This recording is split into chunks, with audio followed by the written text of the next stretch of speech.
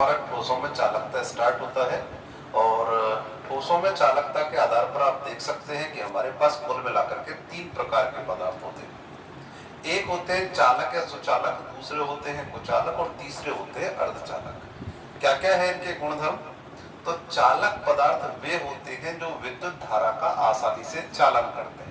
हम लोग जानते हैं जितनी भी धातु हैं, जैसे तांबे का तार है, चांदी का तार है, इनमें अगर हम करंट की वायर के रूप में काम में लेंगे तो उसमें करंट बह सकता है, यानी करंट आ सकता है, तो इसका मतलब है वो पदार्थ चालक है। तो वे पदार्थ जो विद्युत धारा का स्वयं में से आसानी से चालन होने देते हैं उन्हें कहते हैं चालक। ये मान क्या है? तो ये है चालकता के मान। जिन पदार्थों की चालकता के मान 10 की घात 4 से 10 की घात 7 ओम इनवर्स सेमी इनवर्स ये मात्रक है, इस परास में होते हैं। जैसे किसी का 10 की घात 5 वाला हो गया, 10 की घात 6 हो गया, तो वो सब क्या कहलाएंगे? चालक। अगले आते हैं कुचालक। कुचालक में कौन आता है? जैसे लकड़ी हुई, प्लास्टिक हुआ, रबर हुआ। अगर इनमें हम विद्युत धारा का चालन करना चाहें तो हम देखते हैं बहुत ही कम विद्युत धारा का चालन होता है या नहीं होता है। तो वे पदार्थ जो विद्युत धारा का अति अल्प मात्रा में या लगभग चालन नहीं दर्शाते हैं उन्हें कहते हैं कुचालक। इनका मान क्या होता है? किस परास का होता है? 10 की घात -10 से 10 की घात -20, यानी बहुत ही कम परास होता है। अगले आते हैं हमारे पास अर्धचालक। तो सीधी सी बात है, आधे चालक। इसका मतलब चालक और कुचालकों के मध्य के हैं, यानी जिनकी चालकता कुचालकों से तो ज्यादा होती है और चालकों से कैसी होती है? कम। या परास से भी पता लगता है कि देखिए इनसे तो ज्यादा है 10 की घात -6 और इनसे जस्ट कम रहेगी 10 की घात 4 तक है, तो 10 की घात 3, 2 वाले सब इसमें आएंगे। तो हमारे पास इस प्रकार तीन प्रकार के पदार्थ है, चालक, कुचालक और अर्धचालक। अब देखिए हमारा जो मेन टॉपिक है इस बार वो वैसे अर्धचालकों को लेकर के है, लेकिन फिर भी हमको चालक, कुचालक, अर्धचालक एक सिद्धांत के द्वारा समझाने पड़ते हैं। उस सिद्धांत को हम कहते हैं बेंड सिद्धांत। तो देखते हैं क्या है ये बेंड सिद्धांत।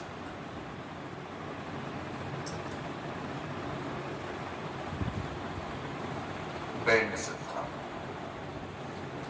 बेंड सिद्धांत ठोसों में चालकता को समझाने के लिए आता है। तो इसको एक बार आप देखिए, जैसे सोडियम है, हम सोडियम एक धातु को लेकर के चले और इसकी चालकता चेक करना चाहते हैं। तो सोडियम में क्या होगा? विन्यास होता है 1s2 2s2 2p6 3s1, ये इसका इलेक्ट्रॉनिक विन्यास है। जो बाहरी कक्षा होती है सबसे बाहर की, कौन सी कक्षा है? तीसरी। इस कक्षा को कहते हैं संयोजी कक्षा, संयोजी कोश। इसी के इलेक्ट्रॉन हमेशा बाहरी कक्षा के इलेक्ट्रॉन ही चालन में प्रयुक्त होते हैं। अंदर के इलेक्ट्रॉन कोई काम के नहीं रहते, बाहर के इलेक्ट्रॉन चालन के लिए काम आते हैं। इसलिए जिस कक्षा में इलेक्ट्रॉन पाए जाते हैं उसको हम चालन कक्षा के नाम से भी जानते हैं। बाह्यतम कक्षा को चालन कक्षा भी कहते हैं। संयोजी कक्षा भी है और क्या है? चालन कक्षा भी। अब आप यहाँ देखिए, जब हम किसी ठोस के बारे में अध्ययन करेंगे तो क्या हो? अच्छा, इन बेंडों का, इन कक्षकों के इलेक्ट्रॉनों का कोई योगदान नहीं है, इसलिए ये सब कौन से बेंड कहलाएंगे? अचालक या कुचालक कक्षकों के नाम से जानते हैं और इनको क्या कहते हैं? चालक कक्षक। अब देखें, एक ठोस में अकेला सोडियम तो होगा नहीं, हजारों करोड़ों लाखों की संख्या में होते हैं। तो जब इतने सारे परमाणुओं के कक्षक आपस में मिलते हैं तो देखिए, जैसे एक सोडियम का 3s कक्षक ये वाला, दूसरे का ये, तीसरे का, चौथे का, पांचवे का, छठवें का, सातवें का, आठवें का, इस तरह से लाखों करोड़ों के बेंड, जब कक्षक 3s कक्षक, 2p कक्षक, 2s कक्षक आपस में मिल जाते हैं तो इस प्रकार से एक समूह का निर्माण कर लेते हैं। और ये कक्षकों का जो समूह है, ये कौन से कक्षक है? मान लिया 3s, एक सोडियम का 3s, दूसरे का 3s, चौथे, तीसरे का 3s, ऐसे बहुत सारे 3s कक्षकों के बेंड बन जाते हैं। तो ये पूरा समूह कहलाता है बेंड। ठीक है, तो इसीलिए सिद्धांत को बेंड सिद्धांत कहते हैं। तो सोडियम में देखिए, जैसे 3s कक्षक है, तो मैंने इस तरह से बहुत सारे परमाणुओं से मिलकर के एक बेंड बना दिया। अब इसमें क्या है? बहुत सारे कक्षक है, एक कक्षक, 2, 3, इस तरह से कक्षक है। 3s में, s में कितने इलेक्ट्रॉन आ सकते हैं? तो आप देखिए, ये s कक्षक है, इसमें इलेक्ट्रॉन आ सकते हैं कुल मिला के 2, लेकिन आ कितने रहे? अभी 1। इसका मतलब आधा भरा हुआ है। तो प्रत्येक परमाणु के आधे कक्षक भरे रहेंगे। तो मान लीजिए पूरा 3s का एक बैंड बना है, तो ये इलेक्ट्रॉनों से आधा ही भरा रहता है, पूरा भरा हुआ नहीं रहता।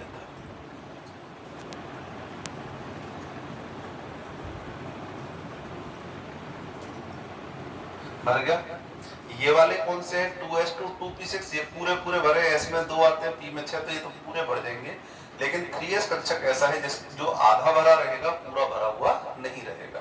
तो अब बताइए इलेक्ट्रॉन यहां से यहां तक आसानी से गति कर सकते हैं, क्योंकि ये ठीक ऐसी स्थिति है कि यदि कमरे में आधे कमरे में बच्चे बैठे और आधा खाली हो, और हम ये कहें कि क्या बच्चे आधे कमरे में गति कर सकते, तो आराम से उठ करके शेष आधे हिस्से में आ सकते हैं। तो ये इलेक्ट्रॉन भी शेष आधे हिस्से में आ सकते हैं। इस वजह से इनमें चालकता प्रदर्शित हो जाएगी। इलेक्ट्रॉन चलेंगे तो क्या मौजूद रहता है? चालकता का गुण। तो यहाँ पर ये बैंड जो बना है हमारा कौन सा है? आधा बैंड तो हमने कह दिया संयोजी बैंड, क्योंकि इसमें संयोजी इलेक्ट्रॉन है, और शेष आधा हिस्सा जो है वो हमारा चालन बैंड है। यानी यहाँ पर जो बैंड संयोजी बैंड है वही चालन बैंड है। आधा हिस्सा संयोजी बैंड की तरह काम कर रहा है, आधा किसका कर रहा है? चालन बैंड। अब मैं एक मैग्नीशियम का एग्जांपल लेता हूं। एक मैग्नीशियम से और देखते हैं। मैग्नीशियम में देखें, यही विन्यास होता है 3s2, ठीक। और 3s2 है, अगर तीसरे नंबर की कक्षा है तो 3p भी होगा, 3d भी होगा। लेकिन 3p कक्षा कैसी रहती है? यहाँ पे खाली रहती है, 3p 0 है। भाई विन्यास 3s2 फिर 3p में कोई इलेक्ट्रॉन नहीं है, कक्षक तो मौजूद है, इसलिए 0 इलेक्ट्रॉन रहेंगे। तो देखते हैं यहाँ पे बैंड जो बनेंगे दो बन पाएंगे, एक बैंड 3s का और एक किसका होगा? 3p का। तो ये मान लीजिए 3s का बैंड बन गया। 3s से ज्यादा ऊर्जा किसकी रहेगी? 3p की। ये 3p का बैंड बन गया। बैंड का मतलब क्या है? एक परमाणु नहीं है इसमें।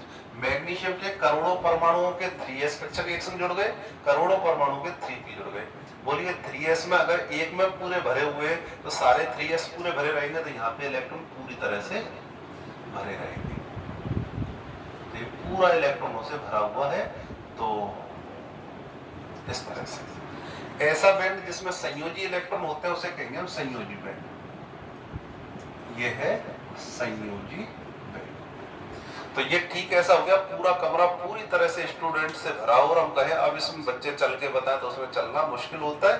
तो इसका मतलब ये अब चालन बैंड नहीं हो सकता। ये कौन सा बैंड होगा? संयोजी। लेकिन इस बैंड को देखिए, ये बैंड भी कौन सा है? तीसरी कक्षा का है।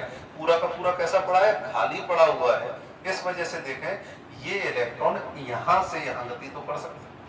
इसको ठीक ऐसे मान सकते हैं कि मान लीजिए दो कमरे हैं और दोनों के बीच में क्या है? गेट लगा हुआ है। एक कमरा खाली, दूसरा पूरा भरा हुआ। तो बताइए एक कमरे से दूसरे में स्टूडेंट आ सकते हैं? लेकिन स्टूडेंट तभी आ सकते हैं जब दोनों कमरे बिल्कुल पास पास हों। तो कुल मिलाकर के ये बैंड हो जाएगा चालन बैंड। तो इलेक्ट्रॉन यहां से यहां तक जब ही जा सकते हैं जब इन दोनों के बीच का ऊर्जा अंतराल कैसा हो? बिल्कुल नगण्य हो। यानी बहुत कम ऊर्जा होगी तो यहां से यहां इलेक्ट्रॉन चले जाएंगे, और अगर ये दोनों कक्षक दूर दूर हो गए तो इलेक्ट्रॉन यहां से यहां नहीं जा पाएंगे। तो ये हमारे पास पहले तो बैंड सिद्धांत है। ये इतना महत्वपूर्ण नहीं है, हमको तो केवल ये जानना था कि बैंड सिद्धांत है क्या है। अब है बात है महत्वपूर्ण कि आपको ये पता लगे संयोजी बैंड और चालन बैंडों का क्या सिस्टम होता है। अब हमने देखा था ठोसों में चालकता के आधार पर तीन प्रकार के हमारे पास एक तरह से पदार्थ थे, चालक, कुचालक और अर्धचालक। तो देखें ये बैंड कौन सा मान लिया हमने? जो ऊपर रहता है वो है चालन बैंड, और जो बैंड नीचे है वो कौन सा मान लेंगे? संयोजी। संयोजी बैंड वो है जिसमें संयोजकता दर्शाने के लिए या चालकता दर्शाने के लिए इलेक्ट्रॉन होते हैं। आप देख सकते हैं संयोजी बैंड और चालन बैंड के बीच में बिल्कुल दूरी कैसी है? न्यूनतम दूरी है। इस वजह से इलेक्ट्रॉन आसानी से यहां से यहां गति कर सकते हैं। तो बोलो इलेक्ट्रॉन आसानी से चालन करेंगे तो ये पदार्थ कौन से कहलाएंगे? चालक। तो चालक पदार्थ वे पदार्थ होते हैं जिनमें संयोजी बैंड और चालन बैंड के बीच में न्यूनतम अंतराल होता है, बहुत ही कम अंतराल होता है, ऊर्जा अंतराल होता है, उन्हें कहते हैं चालक। कुचालकों की स्थिति देखें, एक बैंड हो गया संयोजी बैंड यहाँ पे, और ये आपका हो गया क्या चीज? चालन बैंड। अब देखें इलेक्ट्रॉन तो मौजूद है संयोजी इलेक्ट्रॉनों में, लेकिन क्या बताइए यहां से यहां तक इतनी दूरी तक इलेक्ट्रॉन आसानी से जा सकते हैं? तो उत्तर होगा नहीं जा सकते। इसका मतलब इलेक्ट्रॉनों का चालन आसान नहीं है, तो ये पदार्थ कहलाएंगे कुचालक। और अगर मान लीजिए यह बैंड थोड़ा पास आ जाए तो ये कौन सा बैंड है? चालक। इन बैंडों में देखें दोनों बैंडों के बीच में ना तो ऊर्जा का अंतर बहुत कम है, ना ही ऊर्जा का अंतर बहुत ज्यादा है। तो इलेक्ट्रॉन यहां से यहां थोड़ा मुश्किल से जाएंगे, थोड़ी दूरी तो है, लेकिन अगर इनको हम गर्म कर देते हैं तो गर्म करने से इलेक्ट्रॉनों को ऊर्जा मिल जाएगी और इलेक्ट्रॉन आसानी से संयोजी बैंड से कहां चले जाएंगे? चालन बैंड में। तो ऐसे पदार्थ जिनमें संयोजी बैंड और चालन बैंड के मध्य ऊर्जा अंतराल किससे ज्यादा होगा? चालकों से तो ज्यादा, लेकिन कुचालकों से कैसा होता है? कम होता है। उन्हें कहते हैं हम अर्धचालक पदार्थ। कौन से कहलाते हैं? अर्धचालक। अर्धचालक पदार्थों की चालकता में आपने देखा है अगर ताप कम रहेंगे तो इलेक्ट्रॉन कम जाएंगे, ज्यादा रखेंगे तो ज्यादा जाएंगे। इसका मतलब अर्धचालकों की चालकता ताप बढ़ाने पर बढ़ती है। तो ये हमारे पास एक मोटा मोटा ओवरव्यू है इसका कि चालक क्या होते हैं, अर्धचालक क्या होते हैं और कुचालक क्या होते हैं। चालन बैंड संयोजी बैंड पास पास, इसका मतलब चालक। थोड़े से दूर है तो अर्धचालक, और बहुत ज्यादा दूर है तो कुचालक हो जाएंगे। तो ये तो पदार्थों के चालक की बात है। अब जो हमारे कोर्स में है वो है अर्धचालक मूल रूप से। तो अर्धचालकों की परिभाषा तो आपने देख ली। वे चालक, वे पदार्थ जिनके मध्य संयोजी बैंड और चालन बैंड का ऊर्जा अंतराल चालक और कुचालकों के मध्य का होता है, जिनकी चालकता की परास 10 की घात 4 से 10 की घात -6 होती है और जिनका ताप बढ़ाने पर चालकता का मान बढ़ता है। तो अर्धचालक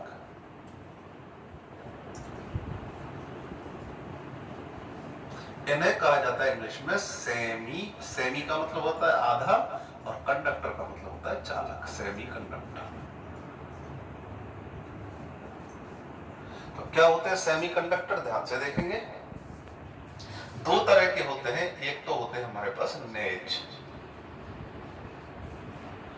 नेज अर्धचालक। इन नेज अर्धचालक को ही हम शुद्ध अर्धचालक या इंट्रिंसिक सेमीकंडक्टर के नाम से जानते हैं। और दूसरे प्रकार के अर्धचालक होते हैं हमारे पास अशुद्ध। अशुद्ध को कहते हैं हम डोपिंग, डोपिंग टाइप के होते हैं, डोपिंग, डोप्ड अर्धचालक। तो देखें अर्धचालक हमारे पास दो प्रकार के होते हैं। एक होते हैं नेज या शुद्ध अर्धचालक और एक होते हैं अशुद्ध यानी डोप्ड या डोपिंग वाले अर्धचालक। तो देखते हैं नेज अर्धचालक, सीधी सी बात है, शुद्ध चीजों का मतलब है जिनमें कोई तरह की मिलावट नहीं होती। तो वे अर्धचालक जो वर्ग 14 के परमाणु जैसे सिलिकॉन, जर्मेनियम के शुद्ध रूपों से मिलकर के बने होते हैं, नेज अर्धचालक कहलाते हैं। तो देखें दोबारा सुन लें, वे अर्धचालक जो वर्ग 14 के परमाणु सिलिकॉन व जर्मेनियम के शुद्ध रूपों से बने होते हैं नेज अर्धचालक कहलाते हैं। तो देखें वर्ग 14 का है सिलिकॉन, वर्ग 14 का मतलब संयोजकता 4 है, तो कितने इलेक्ट्रॉन मौजूद है इसमें? 4। दूसरा सिलिकॉन, इसमें भी कितने मौजूद हैं? 4।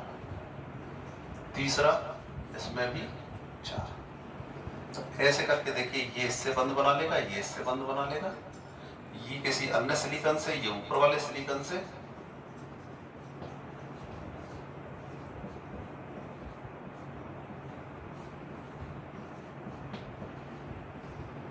ये किसी अन्य सिलिकॉन, ये वाला भी किसी और सिलिकॉन से बनाएगा।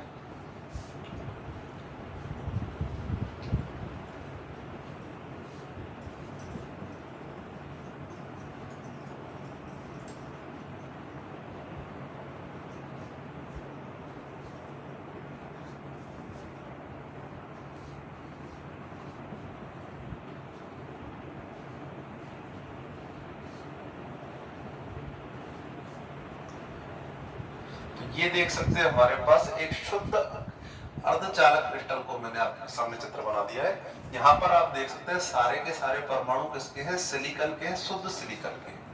कोई अन्य परमाणु इसमें मौजूद नहीं है। तो जो एक समान वर्ग 14 के परमाणु से मिलकर बने होते हैं उन्हें कहते हैं नेज या शुद्ध अर्धचालक। अब यहाँ से क्वेश्चन आता है कि इन अर्धचालकों की चालकता कम रहेगी या ज्यादा रहेगी। तो देखिए सिलिकॉन के पास इलेक्ट्रॉन कितने हैं, 4, और चारों के चारों कैसी अवस्था में बंधित, 1 2 3 4। और जब इलेक्ट्रॉन बंधे हुए रहेंगे तो आसानी से चालन नहीं करेंगे, तो इसका मतलब इनकी चालकता कैसी रहेगी, कम रहेगी। कब बढ़ सकती है चालकता, अगर हम गर्म कर देंगे इसको तो इनके बंध हो सकता है टूटने लग जाए, और बंध टूटेंगे तो इलेक्ट्रॉन मुक्त हो जाएंगे और चालकता दर्शाई जा सकती है। तो नए अर्धचालकों की चालकता कैसी होती है, कम होती है। इस साल शायद क्वेश्चन था नए अर्धचालकों का चित्र बना के हमको प्रदर्शित करना था। तो ये हमारे पास शुद्ध सिलिकॉन का अर्धचालक जो है वो नए अर्धचालक है।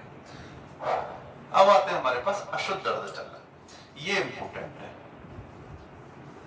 अशुद्ध अर्धचालकों का क्या फायदा है, कभी कभी चीजों को अशुद्ध करने से फायदा भी होता है। जैसे शुद्ध अर्धचालकों की चालकता कैसी है, कम।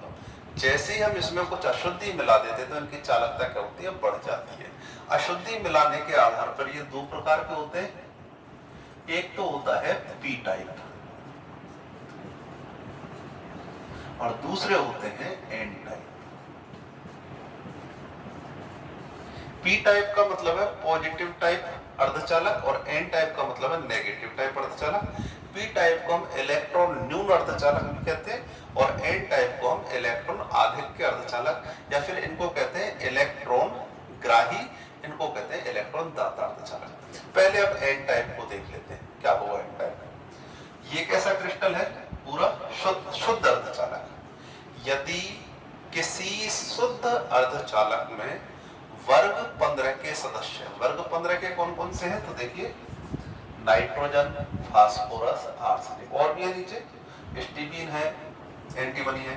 तो ये है फास्फोरस और आर्सेनिक मेन रूप से। यदि शुद्ध अर्धचालक में वर्ग 15 के सदस्य जैसे फास्फोरस या आर्सेनिक की पंच संयोजी अशुद्धि मिला दी जाए, 14 की संयोजकता कितनी है, 4, वर्ग 15 की कितनी हो जाएगी, 5। तो पंच संयोजी अशुद्धि मिला दी जाए तो क्या होगा, सिलिकॉन हट गए, इसकी जगह कितने आ गए, फास्फोरस आ गया। कितने इलेक्ट्रॉन लेकर के आया, 5।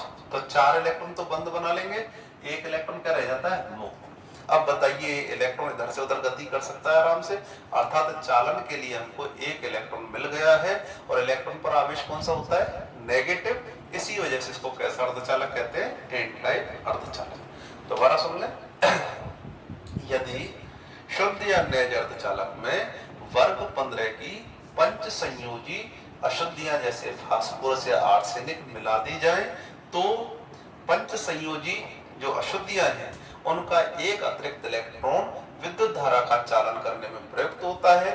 चूंकि इलेक्ट्रॉन पर नेगेटिव या ऋणावेश होता है अतः हम इनको एन टाइप अर्धचालक कहते हैं। चूंकि इसमें 1 इलेक्ट्रॉन एक्स्ट्रा है यानी दान दिया गया तो इसलिए हमको क्या कहते हैं, इलेक्ट्रॉन दाता अशुद्धि के नाम से भी जानते हैं।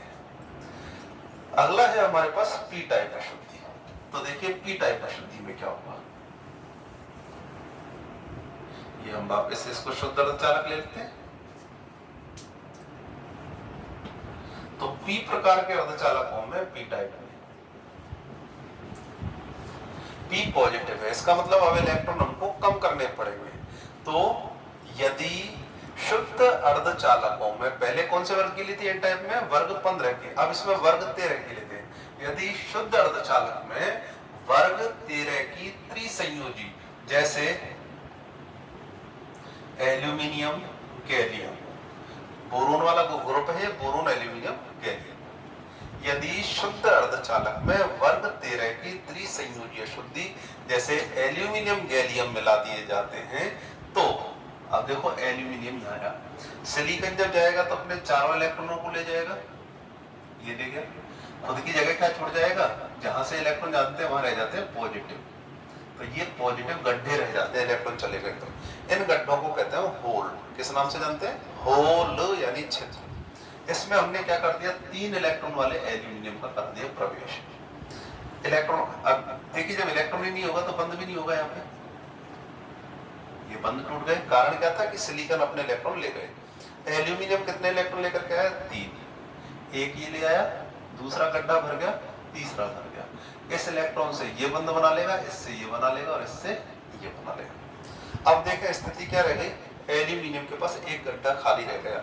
गड्ढा कैसा है? पॉजिटिव आवेश वाला है, क्योंकि इलेक्ट्रॉन जहां से जाते हैं वहां पॉजिटिव ले जाता है। बताइए ये इलेक्ट्रॉन खाली मुक्त रह गया कि नहीं रह गया? तो अब बताइए ये पॉजिटिव क्या करेगा? इस इलेक्ट्रॉन को अपनी ओर आकर्षित करेगा। तो इलेक्ट्रॉन कहाँ जाएगा? यहाँ पे। जहां से इलेक्ट्रॉन आया वहां पे क्या बन जाता है? गड्ढा। अब ये गड्ढा फिर इलेक्ट्रॉन आकर्षित करेगा, तो ये वाला इस इलेक्ट्रॉन को आकर्षित कर ले। इसने इस इलेक्ट्रॉन को आकर्षित कर दिया, ये यहाँ आ गया। यहाँ पे क्या हो जाएगा? बंध बन जाएगा। यहाँ का बंध टूट गया क्योंकि यहाँ से इलेक्ट्रॉन गया, जहां से इलेक्ट्रॉन गया वहां पे क्या बन जाएगा? गड्ढा।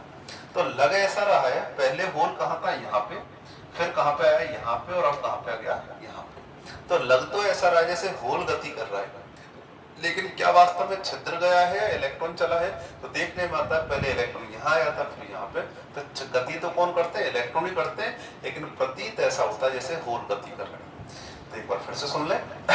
वे अर्धचालक जिनमें शुद्ध अर्धचालकों में वर्ग 13 की त्रिसंयोजी अशुद्धि जैसे एल्यूमिनियम गैलियम मिलाई जाती है, तो यह त्रिसंयोजी अशुद्धि 3 इलेक्ट्रॉनों की जगह तो अपना स्थान ग्रहण कर लेती है, लेकिन एक धनावेशित होल मुक्त रह जाता है।